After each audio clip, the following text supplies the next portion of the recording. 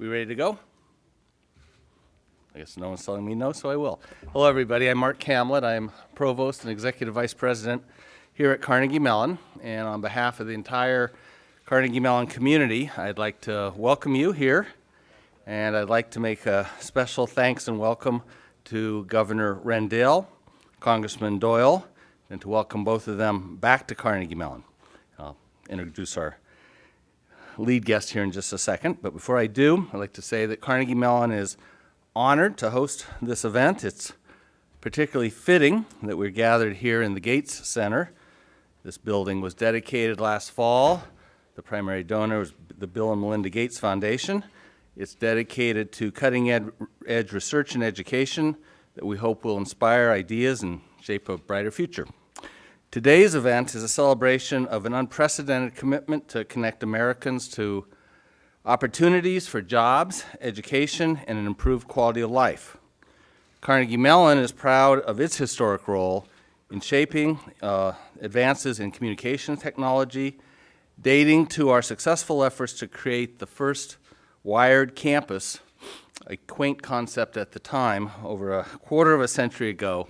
The researchers who engaged in that pioneering effort could only have dreamed of the far-reaching vision and promise that underlies today's announcement. Now, I'm particularly pleased to have the honor of introducing our special guest today. Secretary Gary Locke, President Obama has brought to the Department of Commerce a tireless advocate for U.S. companies and workers. They are the same traits that enabled then Governor Locke to turn the state of Washington into a jobs and technology leader. In his leading role in advancing the President's economic agenda, Secretary Locke has brought a vision for not merely the recovery of the U.S. economy, but for its rebirth, a rebirth fueled by innovations that expand economic opportunities from urban neighborhoods to rural communities. It's my pleasure, and please join me in welcoming Secretary Gary Locke. Thank you. Well, thank you, Mark, for the introduction. It's really a pleasure to be here at Carnegie Mellon and to be here at the Bill and Melinda Gates Computer Center. Bill and Melinda Gates are from my home state of Washington, and actually dear friends. And it's great to see that their legacy is throughout the United States of America, and that it's fitting that we're here, as Provost Camlett said, to be talking about communications and the power of the internet here in this particular building. And it's really great to be here, joined by a great friend of mine, Governor Rendell, who's just been one of America's most powerful advocates, forceful advocates, in terms of economic development, but also focusing especially on education and focusing on rebuilding our infrastructure. And I think the projects that we're about to announce today go hand in hand with both economic development, rebuilding our infrastructure, and educating the people of our country.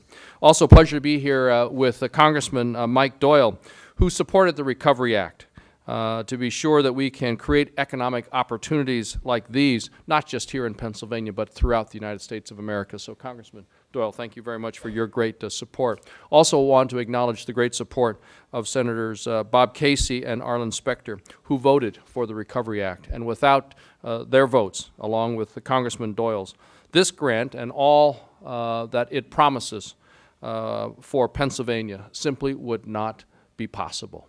We need to understand that these two projects that we announced today were made possible by the Recovery Act and the courageous votes of individuals like Congressman Doyle and Senator Specter and Casey.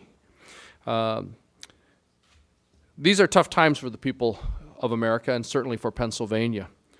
Economists say that the recession is over, that there are all these leading economic indicators pointing upward, but the reality is that there are still millions of Americans and millions here in Pennsylvania that are out of work.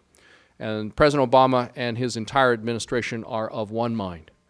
No matter what the economic indicators say, this country is not in an economic recovery until every American who wants a job has one. And today I'm proud to make an announcement that represents another small but important step in providing economic hope and opportunity for the people of America and certainly here in Pennsylvania. We're here to announce two investments that will bring high-speed internet access to nearly 3 million households and some 400,000 businesses here in Pennsylvania, while linking up thousands of community anchor institutions like schools, hospitals, libraries, and public safety offices to the information superhighway. This investment is being funded by the Recovery Act, which the President signed into law just a year ago, to put people back to work immediately, but also to lay the groundwork for long-term sustainable economic growth. The Recovery Act has already brought substantial benefits to the people of Pennsylvania.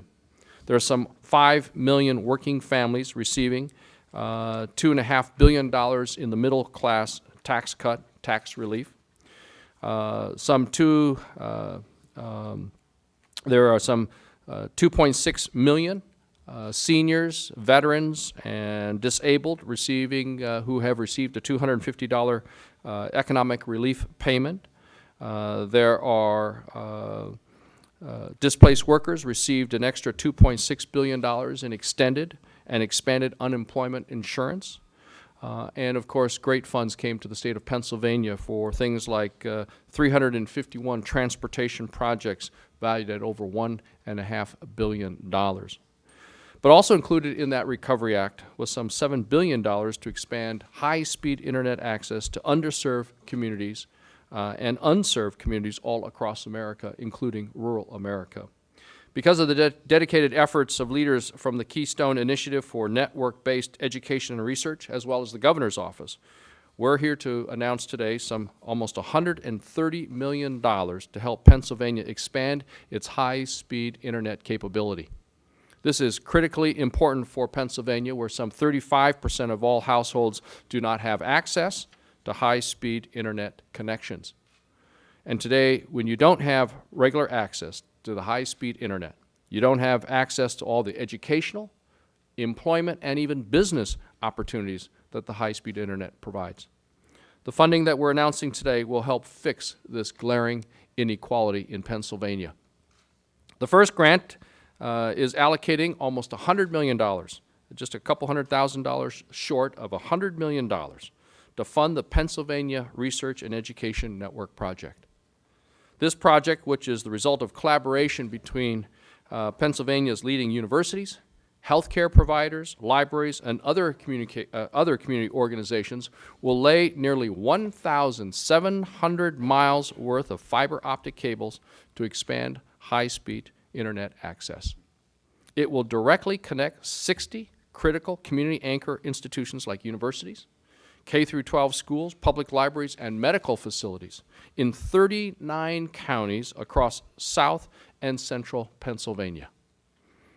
And this network will become the main artery of healthcare information across the state by linking the Hospital and Healthcare Services Association of Pennsylvania, the University of Pittsburgh Medical Center, Penn State Hershey Medical Center, the Pennsylvania eHealth Initiative, and the Mountain Healthcare Alliance. This 1,700 miles worth of fiber optic cables is really going to be comprised of two rings, like an interstate beltway. And like a major highway with connecting local roads, this high-speed internet highway will enable the private sector to branch off and bring high-speed internet service to 2 million households and some 200,000 businesses in Pennsylvania. The second grant that we're announcing today will allocate over $28 million to the Enhancing Connectivity in Northern Pennsylvania project. This project will lay some 649 miles of high-speed fiber optic cables, as well as build out 612 miles of fixed wireless links. This will ultimately serve 32 counties in the mountainous terrain north of Interstate 80, including the cities of Titusville, Dubois, Scranton, and Wilkes-Barre. Because of this investment, the private sector is expected to hook into the state internet highway and provide high-speed internet service to 1 million households, over 200,000 businesses, and some 2,600 anchor institutions. In addition, this project is going to make state government services more accessible or more easily accessible to rural and low-income residents all across the region. These new grants coming to Pennsylvania will pay dividends for years and years to come. Not only do they bring economic opportunity to the beneficiaries, to the medical institutions, to the hospitals, to the universities, to the government facilities, the libraries, and the schools, but as I said, the private sector will be expected and is interested in then building off or branching off from this highway and providing direct internet service to homes and businesses. That means businesses will be able to sell more of their products and services, not just within Pennsylvania, but all around the world. So I want to congratulate everyone here today who helped put together a very excellent proposal in a very competitive process to bring this important investment to the people and to the state of Pennsylvania. We had some 1,800 applications asking for some $19 billion in funds out of a pot of only $1.3 billion. So for Pennsylvania, to have roughly $130 million in round one out of over $1 billion in available funds really speaks to the high quality of the proposal, the reach that these proposals have in terms of the people, the businesses, the institutions the proposal will serve, and certainly to the leadership of the governor's office and his team, as well as the consortium of institutions and community organizations that have put this proposal together. So congratulations. You have done a really outstanding job. Now it's my pleasure to turn it over to a great, I guess I'm going to introduce you. There you go. Wow. I've known Ed for such a long time, and I keep remarking about his incredibly slim and fit stature. So when you look around, you're always used to looking for a more imposing figure. But clearly, Governor Rendell has been an incredible leader among the nation's governors. And in all of our meetings, he's always talked about investment, creating jobs, but also making sure that the jobs are in industries of the future, so that we have long-term sustainable economic growth and opportunities for people. And he's always focused on jobs, but he's also known that you have to create the jobs in areas where you need them, and in industries of the future, especially in technology and in communications, but you also need to make sure that you're investing in the education of people. And this high-speed internet middle mile project that Pennsylvania is receiving will certainly enable more students and businesses to use this information superhighway to advance their dreams and their goals. And so you owe a lot to Governor Ed Rendell. It's my pleasure to turn over to a good friend.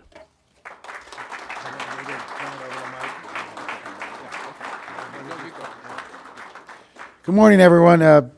It's a pleasure to be here with Secretary Locke. We served together as mayors when he was mayor of Seattle and I was mayor of Philadelphia, and he preceded me to the governor's chair in Washington. Did a great job both in Seattle and Washington, and is doing a great job as Commerce Secretary. So, Mr. Secretary, we thank you for being here, and we thank you for choosing Pennsylvania for these two very, very important grants. You know, people are always asking me, and this is part of the whole national debate, is the stimulus working? And the answer is, in Pennsylvania, for sure, a resounding yes. Yesterday, I was on a bridge in central Pennsylvania talking about our infrastructure programs. Pennsylvania already has received over, as the Secretary said, nearly $2 billion in infrastructure for our roads, our bridges, our highways, our water and wastewater systems, our mass transit systems. And I'm proud to say that we're #1 in the country in bridges, roads, and highways in money that is currently being spent. We lead the nation in the ability to get that money out and have it spent in creating jobs quickly. It's been a tremendous plus. But like all stimulus projects, it addresses a real need. It isn't make work. We have the largest number of structurally deficient bridges of any state in the country, and this is helping us cut into that backlog dramatically. It provides a substantive benefit, but it also creates jobs. Congressman Doyle said to me while the Secretary was speaking, can you imagine the number of jobs that are going to be created laying almost 3,000 miles of broadband? And think about that. Not only are there a lot of jobs that are going to be created, but they're good jobs that are going to be created. Today in Pittsburgh, I'm here to tout 3 stimulus programs. We're doing 3 separate events. This event which is a job creator and provides a tremendous substantive benefit to us. Secondly, I'm in Carnegie, the city of Carnegie, to tout the Weatherization Program, which was slow to get started because of our budget stalemate in Pennsylvania, but now is underway. There are, in Allegheny, Greene, and Washington counties, we've got 500 homes currently being weatherized. We're going to do 30,000 homes over the next 18 months in Pennsylvania, creating 1,000 jobs and a lot of substantive benefit to those families who will be able to cut their yearly energy bills dramatically because of the weatherization efforts. And then I'm going to be in Aliquippa to talk about the housing tax credit, the $8,000 tax credit for first-time homebuyers that's allowed us to not only allow a lot of people to buy houses, but has allowed new home building to start up again in Pennsylvania, has allowed, even when the money is used to buy an existing home, it has allowed remodeling orders to start. So each and every one of these programs is aimed at a very important substantive benefit, but is also creating literally thousands of jobs as we go. Secretary Locke talked about the money that Pennsylvania has gotten directly for its own budget. We've gotten $2.7 billion. That's in this year's budget. If you were to remove that 2.7 from a $27.8 billion budget, give you an idea of just what that would mean. I would have to lay off, if I did it just with state workers, 37,000 workers, almost half of our state workforce. If we did it as a mix, it would mean tens of thousands of county workers, teachers, policemen, firemen, emergency service employees, all of whom would have had to be laid off. So when the president says we've created or saved 2 million jobs, you can bet that that's accurate. You can bet that's accurate. Common sense tells you subtract $2.7 billion from our budget. We're not going to raise taxes to fill that void because you can't raise taxes in the middle of a recession. We're not going to be able to cut our programs to the bone. People are complaining all over the state that we've already done that, and they're not incorrect. We've done what we had to do, but think of what the loss of $2.7 billion would have been in employment. It would have been dramatic. Now, to speak to these two grants, Secretary Locke is exactly right. They hit at infrastructure. They're going to help rebuild the infrastructure of this state because broadband, like the electricity grid, are an important part of infrastructure. They're not often thought of as infrastructure, but they're very much as much of a part of our infrastructure as roads, bridges, highways, and water and wastewater systems are. So they're going to rebuild our infrastructure. But both of these grants are going to enable our kids to have a better education, which will allow them to compete in the high-tech global economy. We've made tremendous progress, as Secretary Locke said, by investing in our kids' education. We're now the #1 state in the union in achievement gains on the national test. We're the only state that had significant gains in every subject matter tested at every grade level tested. Think about that, for Pennsylvania to lead the nation in education improvement. No one would have ever thought that's possible. But we've got to keep it going, and these grants today, the second grant, the Keystone Project grant, is a K through 20 grant. It's not just for higher ed, it's not just for hospitals, it goes all the way down to kindergarten. It'll let our kids at libraries and in schools get access to the internet as quickly and as broadly as they can. The second grant, the Middle Mile project that Secretary Locke talked about, is very important. As most of you know, Pennsylvania passed the Telecommunications Act, or actually reauthorized our Telecommunications Act in 2004. And it gave the telecommunications companies the mandate that by 2015, they had to wire everyone in Pennsylvania. They had to have broadband access to every home in Pennsylvania. That has been a slow task because there's no economic incentive for the telecommunications companies to go into low-density populations where there are challenges. Our topography, the mountainous areas of Pennsylvania make it difficult. The infrastructure, in some cases, isn't there, and the low-density populations don't make it fiscally lucrative. So we have had, the state has worked hard to incentivize the program by aggregating demand, and as a result, getting coverage from the companies. And our program has been pretty successful. I think right now we have aggregated demand in 207 community service areas that broadband has been deployed because we were able to successfully aggregate demand, and 174 more of these community service areas are in progress or being set up. This ARRA money is going to be extraordinarily helpful in allowing us to build out to the rest of Pennsylvania. And as Secretary Locke said, there are 32 counties, mostly in the northern tier, mostly between I-80 and the New York-Pennsylvania border, where service is not uniform and where we need to step this up. The good news is that we can build on assets we already have. The Ridge administration started, and we've been following up, the build-out of our public safety radio network. So we have towers placed that we own, that the state owns, in 95% of the area of the state. And I think that was a big factor in us getting this grant money because of the existence of those towers, and we're going to use those towers. We are shovel ready. We are ready to go. The Middle Mile project is ready to go because of the existence of those towers, and work can begin almost immediately. So this is a great announcement for Pennsylvania, a great announcement for Pennsylvania's children, a great announcement for all of the people who don't have access. And you know, in the digital economy, if you don't have access to broadband, it's like you don't exist.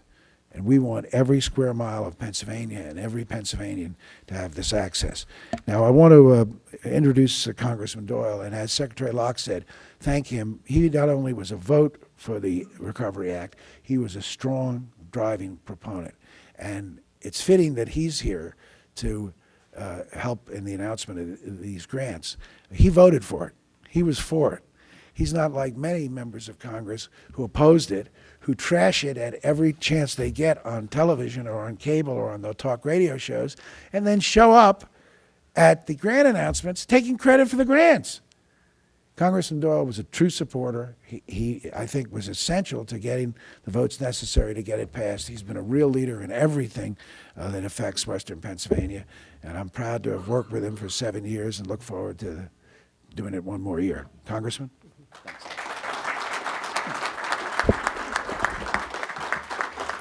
Well, thank you, Governor, and Secretary, welcome to Pittsburgh. You can come as many times as you like when you have announcements like this to make. And it's good also, I see representatives here from Senator Specter and Senator Casey's office, and it's nice to see votes translate into programs that are going to help Pennsylvanians. And this is a great program. The Broadband Technology Opportunities Program, or BTOP, is one of the parts of the stimulus bill that I'm most proud of. You know, when you think about connecting people in both unserved rural areas and underserved urban communities like mine to the internet, this is one of the best things that the Recovery Act does to stimulate new job growth and better economic opportunities. After all, everybody knows it's nearly impossible to apply for a job these days without internet access and computer skills. And I'm especially happy that the Department of Commerce selected this application. It was a real team effort. Many of us in the Pennsylvania delegation pushed hard for this project, and I'm glad to see it funded. PenRen will mean more jobs and better education because Federal Recovery Act money will build this infrastructure for Pennsylvania, and it will make the internet access available and more affordable to consumers and small businesses across the state. Now, PenRen is mostly focused on helping rural parts of our state, but it has benefits for Pittsburgh too. First, the network was designed with the help of the Pittsburgh Supercomputing Center and CMU and Pitt-based Three Rocks, the Three Rivers Optical Exchange, and their expertise is critical to build and maintain it. Second, Carnegie Mellon and Pitt educators, researchers, and scholars will be coming up with the ideas, the programs, the websites, and the applications that will run on the network. They'll be teaching the distance education. They'll come up with the bold new ideas that need the speed that this network will have. UPMC doctors will be able to reach more patients in communities far outside Allegheny County without leaving their office. And internet startups across Pittsburgh and large companies with offices here are racing to come up with their own ideas for websites and applications that will reach the people that PenRen will connect. It's a good day for Pittsburgh. Mr. Secretary, I look forward to your next trip here and for future announcement. This is the first round of funding, and we intend to compete with the rest of the country for more of these dollars, and you can expect some pretty competitive proposals in the second round. Thank you very much.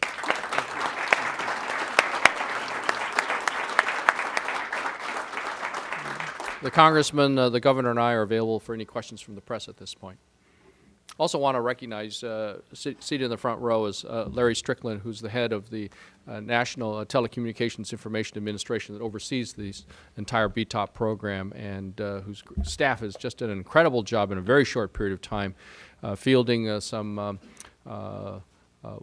several thousand applications, again asking for $19 billion of funds out of a pot in this first round of over $1 billion, just a little over $1 billion. So thank you very much, Larry. Great. Any questions? Any questions? Who will be responsible for selecting the various vendors and those people who will be installing this broadband? Is that a state agency or is that somewhere else? Well, we have provided the funds to the state agency and the consortium, and then it'll be up to, I think, the state. But I'll let Governor Rendell talk about exactly how the private side will be engaged in providing that last hookup from our highway, what we call a middle highway, to the actual homes, that last mile, that last hookup. Governor? Yeah, it will go through the state, and it'll be a public-private partnership. Again, using public assets. We've got those radio towers for the public safety radio network all over the state. So we'll work with the providers using those assets, using their own skills, and we'll get this done. But I can't tell you how important this is. I think we'll be able to be totally wired as a state by the end of next year for sure. And that's way ahead of schedule. That's a full 3 years ahead of schedule. It's very, very important. People just can't compete economically. Small businesses can't compete if they can't do this. And again, the educational benefits are awesome. As you know, I've spent $220 million of state budget over the last 3 years on classrooms of the future, putting laptops in every high school classroom in our 4 core subjects in every one of our school districts in Pennsylvania. And that's revolutionized high school. Teachers, parents, the kids themselves tell us how different the classes are, how the kids are exhilarated coming into class, how they focus.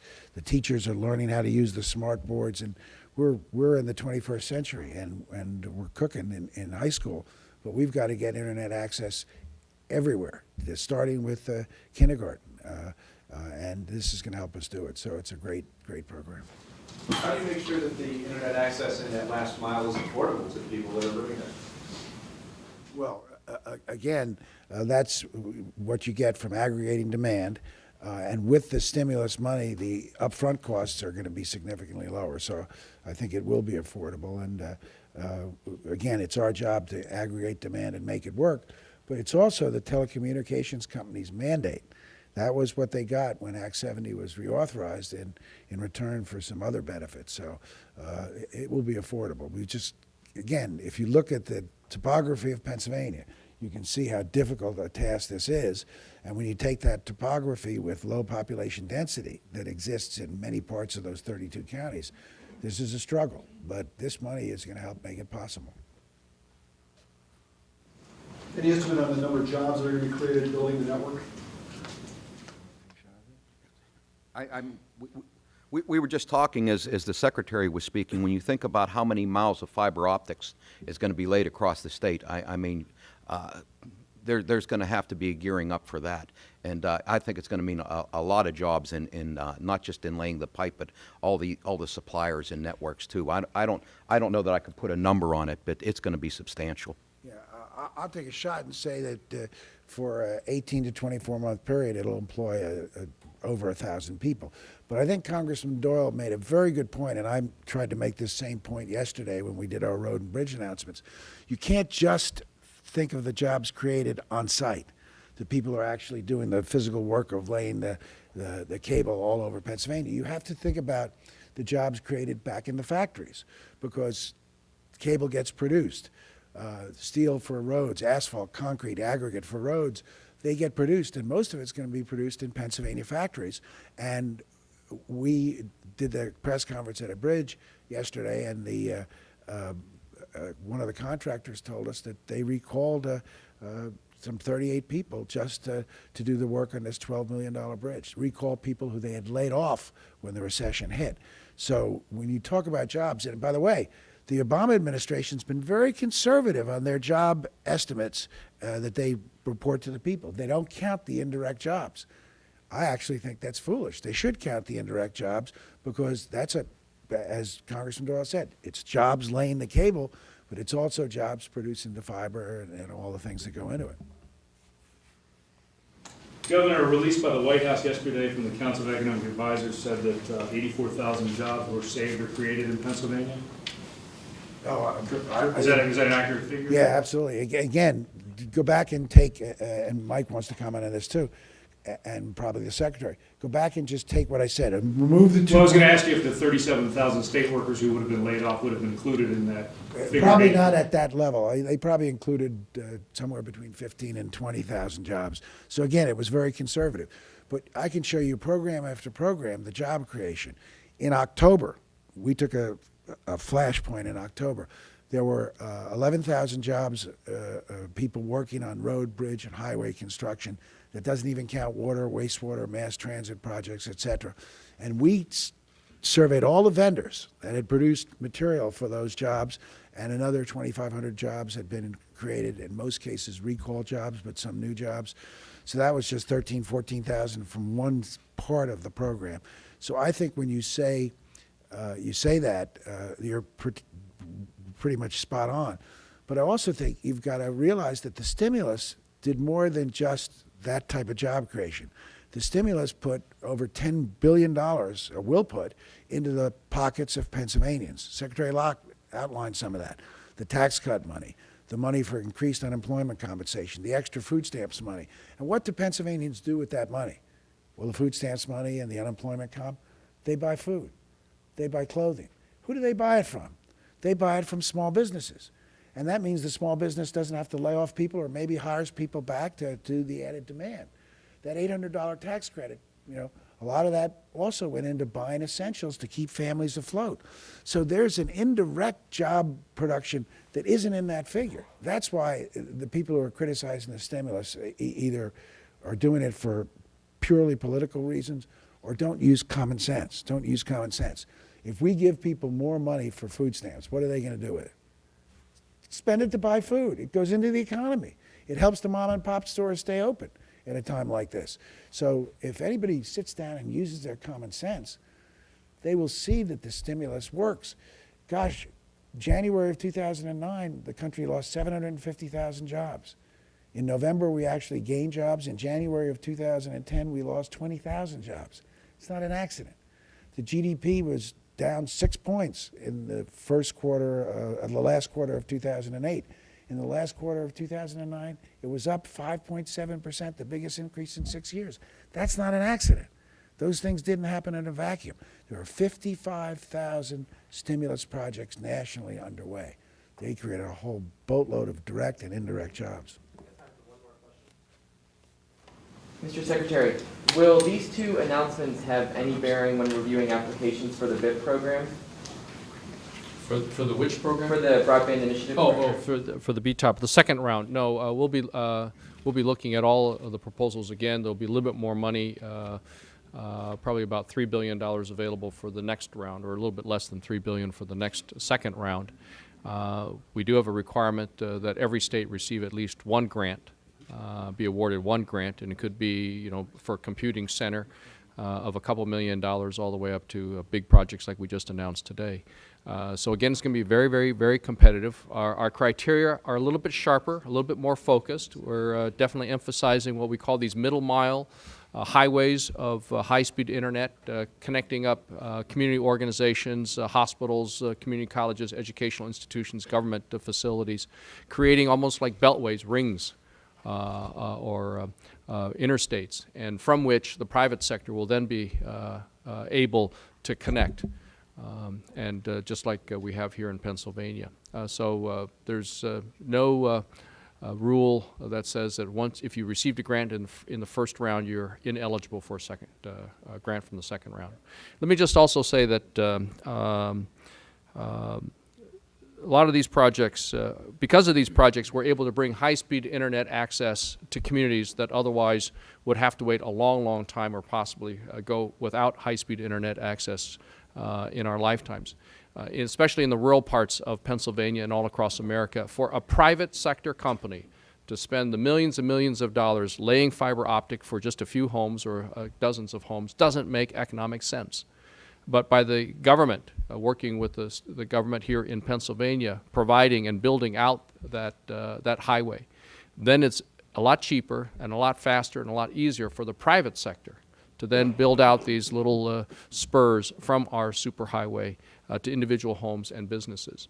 And there are a lot of jobs associated with laying the fiber optic cable, putting in telephone poles if it's not being buried in the ground, creating a lot of jobs there. But there are also a lot of jobs available and economic opportunities for the people who receive that high-speed internet access, whether it's that motel or that resort in Pennsylvania that is then able to advertise its services and its products worldwide.